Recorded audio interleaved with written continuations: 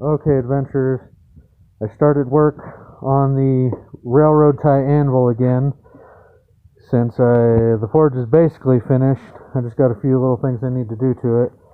As you can see, I've used my cutoff wheel to take off some significant portions of the front there for a horn.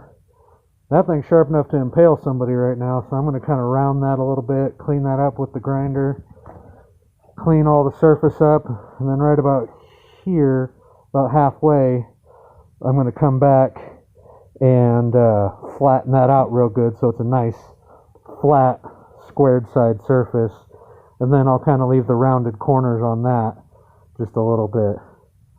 But I'm going to go eat some lunch because that took quite a bit of cutting on the cutoff wheel, as you can see from that giant chunk. But that's a start. I'm going to show some more videos of me probably fast forward working, and then I will be back and show you the finished project of my railroad tie anvil.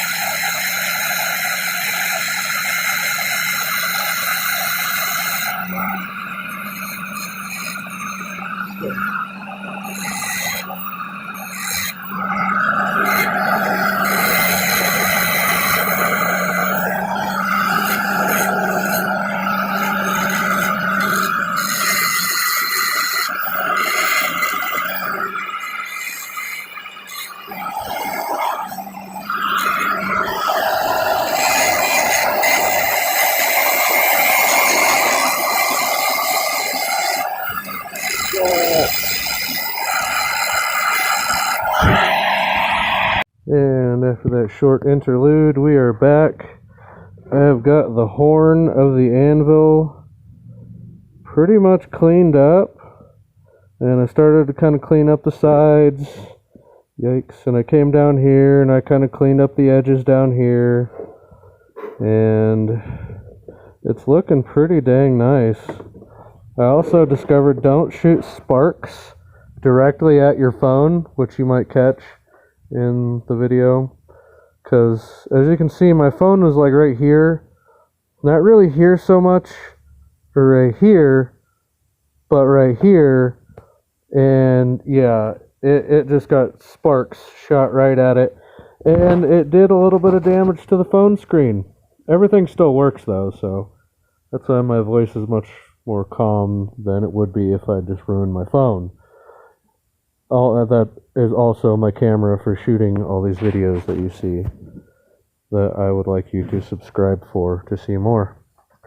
But I'm going to come back in a later part of the video here in just a minute after this quick commercial break, and I'm probably going to have cleaned up the rest of the surface here and done what I want to do with it, which is make that back here really nice and flat, and then really round the corners up here and make this all nice and roundy, and this nice and square. So I will be back. Alrighty, adventurers, we're back, and I think I'm done for the day. My back hurts, my hands are vibrating like freshly plucked guitar strings, but I just wanted to show everybody what you can do in, maybe a half a day to a day's worth of labor, on a piece of railroad track, you can actually make yourself a pretty quality little anvil. And all I used was a few cut-off wheels and a grinder disc. So, you know, this is entirely possible to do yourself at home, and you don't even have to get as fancy as I might get. But I think for a day's work, plus, you know, all the other tinkering I've been doing, you know, this is going to come out pretty nice. I still want to work on squaring this end off, and I'm going to come in with some finer grit sandpaper and probably drill some holes down here so that I can anchor it better. Maybe, I don't know. I may just clamp it on with something. We'll see about that. But I also got to thinking that, you know, the forge that I built, I smartly made it big enough to where I can put this railroad track in the forge, get the top hot, and quench it, and see what I can do about actually putting a nice striking surface. Because I haven't even tested what the striking surface is like, you know, as far as rebound goes. But not bad for a day's work. Stay tuned. I'm going to get it a little more cleaned up and temper it. But right now, I could start forging on that right now if I wanted to and be just fine. So, you know, everybody keep watch out for more videos in this series of me making my home blacksmithing series. Be sure to watch the Grill Forge videos and like, share, and subscribe. Thank you.